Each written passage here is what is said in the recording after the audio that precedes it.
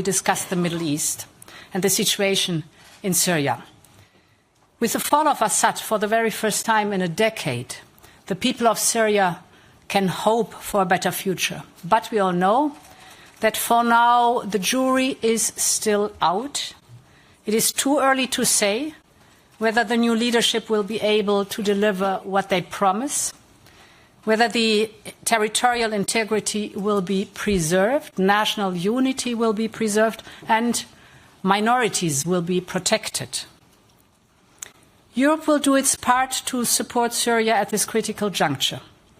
Because we care about Syria's future, Europe cares about the power going back to the people of Syria. And Europe has a role to play. Therefore, first of all, we engage with our regional partners. As you've described, Antonio, the situation in Syria can have important implications for them. This week I was in Jordan to meet King Abdullah following the Aqaba meeting in Amman. And I was also in Turkey for discussions with President Erdogan.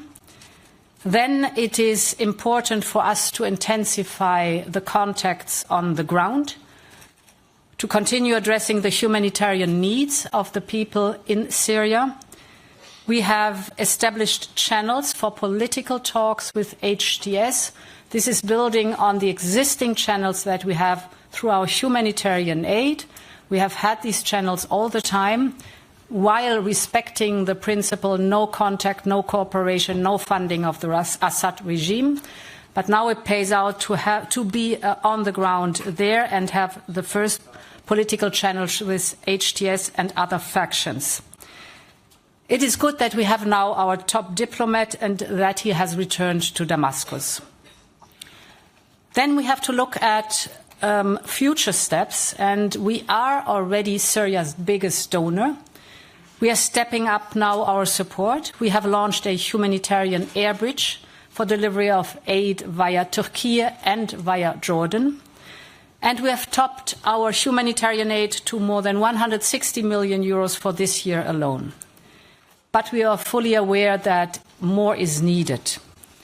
As you know, we have had the annual Syria conferences. They can be a powerful catalyst for this.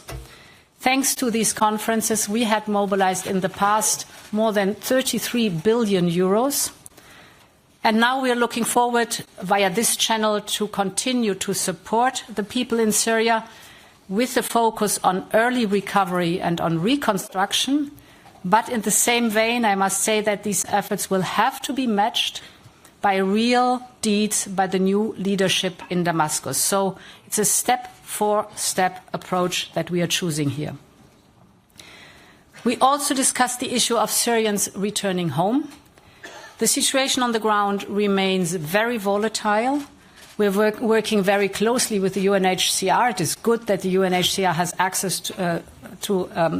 access in the whole country of Syria. And one thing is very clear: with the support of the UNHCR, all returns must be voluntary, safe, and dignified.